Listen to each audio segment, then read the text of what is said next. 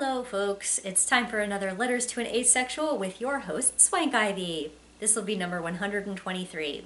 Today I'm going to talk about why do people think asexuality is fake? Why are they always questioning it? Why are they always coming up with something to make us not authentic in what we say our experience is? And I'm going to discuss several reasons why people might do this. It's all kind of a speculative circle that I'm going to give you some ideas for what may be motivating people to say things like this. And this question was sent to me in one of my inboxes by a reader. They said this: why do people have so much disbelief in asexuality? They come up with all kinds of reasons to call it fake. And when I rebuke them, they just call me a special snowflake and say that if I brought it up, I must be looking for attention. This all happens online. And here's my answer. I don't know. My friend who is not asexual has a theory. He says he thinks people who feel sexual attraction are all saddled with guilt about it in some way. Society tells us that we're supposed to both love sex and feel guilty about wanting it. The same way we're supposed to love food, but show restraint and be terrified of wanting/having it too much. One of the saving graces of having to live with wanting something you're supposed to be paradoxically ashamed of is the belief that everyone else is fighting the same fight. But then, when asexual people show up and say, I don't have that craving, suddenly the claws come out. You think you're better than me, they hiss. But you want sex, just like everyone else, unless you're broken. You lying about your desires, or you having a sickness, are both ways that someone can process you as being inferior to them, not superior, as they may be imagining you believe yourself to be. And of course, the majority of the asexual community does not have any association of their orientation with superiority to non-asexual people, but they don't believe it. Obviously, this is just one reason that someone might be trying to convince us that asexual isn't something a person can be, and they have a vested interest in its not being real. But it was suggested to me by a heterosexual man while we were speaking frankly about all the hate I get. So I don't feel uncomfortable about repeating it and suggesting it might be behind some people's violent response to our existence. I believe some other disbelief reactions may be motivated by the following: inability to empathize. They want sex. They could not be happy without sex, so they imagine you must be sad without it.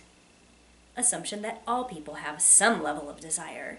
If they have no way to process the idea of a healthy person with no sexual attraction and/or interest, they find it easier to disbelieve you than to question their initial assumption. Prejudice against the young. Young asexual people frequently get told they aren't mature enough to know their own desires. So if they come out, they're told the same thing adults often tell kids about anything they want that seems nonsensical to them. Personal desire for it not to be true.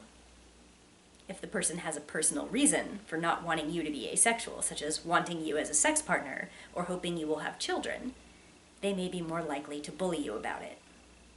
Misconceptions about what asexuality is.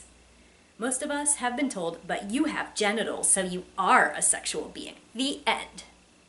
Or, but you like dating. Or, but you masturbate, as some kind of invalidation. If they think we're claiming something we're not claiming, they'll tend to look for evidence to the contrary and call it out instead of listening. Projection. They take things that would prevent them from having or wanting sex and look for or see those things in our lives, and credit them for our orientation so they don't have to accept that it really is an orientation. Not sure what to call the phenomenon, but there's also a common response where they shoot back very quickly a comment about how our orientation is a front for something else. Cover for homosexuality, face-saving gesture to explain why we don't date, but really, we can't. Natural consequence of disability or medication or abuse or autism, fear of intimacy.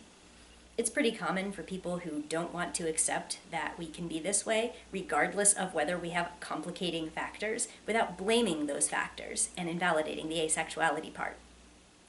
The people who do this always seem to me like the type of people who will speak and say quite a lot without listening. Maybe I should just refer to this one as willful ignorance. They would rather sneeringly call us attention-craving special snowflakes than listen to our diverse, nuanced experiences and accept that asexual really does describe some people. That's about as close as I can come to why. based on what non-asexual people have told me and what I've tried to glean from the thousands of responses to asexuality I've received over the course of my life.